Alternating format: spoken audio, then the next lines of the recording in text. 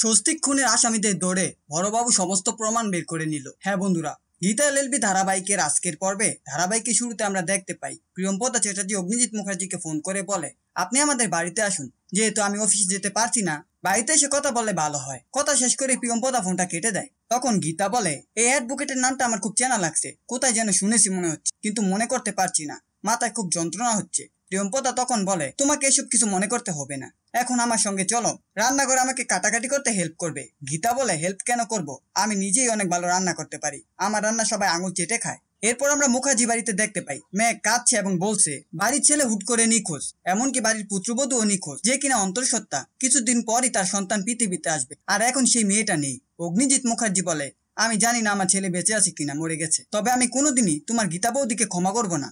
মেঘ তখন বলে, তারপরও তুমি এসব বন্ধ করবে না। অগ্নিজিৎ কান্না করে বলে, আমাদের পুরোহিতের সঙ্গে কথা বলতে হবে, স্বস্তিকের বডি এখনো নিখোঁজ, এমন অবস্থা কি শ্রাদ্ধ করা যাবে?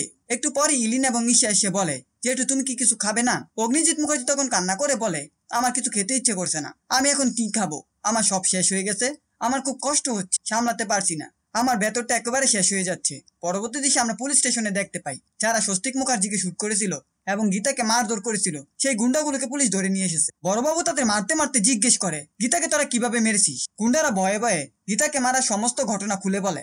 এমনকি বড়বাবু তাদের জিজ্ঞেস করে, স্বস্তিক মুখার্জিকে মারার পেছনে কার হাত ছিল? তখন তারা বলে, কাবেয়া ব্যানার্জি, উনি আমাদের 25 লক্ষ টাকা দিয়েছিলেন এবং আমরা স্বস্তিক মুখার্জিকে মেরে গঙ্গা জলে ভাসিয়ে দিয়েছিলাম। বড়বাবু তখন বলে, ওই কাবেয়া ব্যানার্জি একসময় অনেক কেঁদেছিল, কিন্তু ও চেয়েছিল কি? এরপর প্রিয়ম্পদা চ্যাটার্জি বাড়িতে দেখা যায় টিপ জেদ ধরে আসে, সে তার মায়ের শাড়ি গয়না দিয়ে সাজবে, না হলে সে কোনো রিচুয়াল মানবে না। প্রিয়ম্পদা এসে বলে, অনেক বেলা হয়ে গেছে, এখনো সাজগোজ করনি কেন? আইবুড়ো ভাত কি খাবে না? টিপ তখন বলে, তুমি যদি আমার মা হও তাহলে নিজে শাড়ি গয়না দিয়ে আমাকে সাজিয়ে দাও, তা না হলে আমি আইবুড়ো ভাতে বসবো না, এমনকি এই বিয়েটাও মন্দিরে গিয়ে করবো। এদিকে গীতা বলে, তুমি মায়ের সঙ্গে এমন ব্যবহার করছো কেন?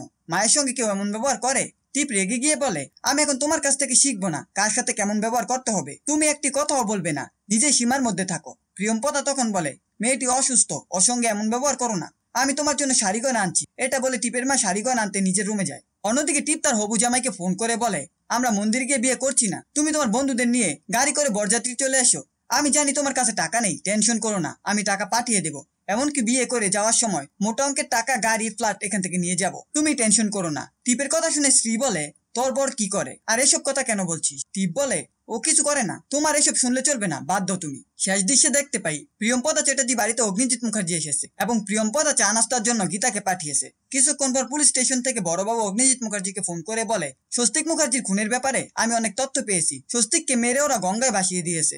অগ্নিজিৎ তখন কান্না করে বলে, আমি এখনই আসছি। পরবর্তী দৃশ্যে প্রিয়ম্পদা এসে গীতাকে জিজ্ঞেস করে, কি ব্যাপার, তুমি এভাবে দাঁড়িয়ে আছো কেন, আর মিস্টার মুখার্জি কোথায়? গীতা তখন বলে, উনি কান্না করতে করতে বেরিয়ে গেলেন, কি হয়েছে আমি জানি না। এই ছিল গীতা এলএলবি ধারাবাহিকের আজকের আপডেট। ভিডিওটি ভালো লাগলে চ্যানেলটিকে সাবস্ক্রাইব করে পাশে থাকা বেল আইকনটি অন করে দিন, আর আপনাদের মূল্যবান কমেন্ট করতে ভুলবেন না।